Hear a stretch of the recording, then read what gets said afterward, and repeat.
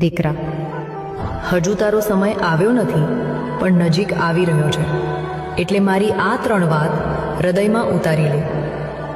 પહેલી વાત, સાંજે જ્યારે દીવો બળે ને, એ દીવા સામે 2 ક્ષણ ચૂપચાપ બેસી રામ રામ 5 વાર બોલજે.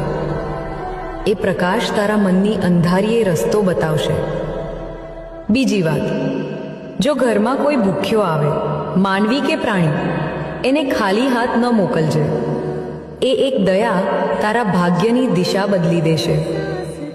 ત્રીજી વાત, દિવસમાં જેટલી વાર બની શકે તારી કુળદેવીનું નામ શ્વાસની જેમ લેતો રહેજે.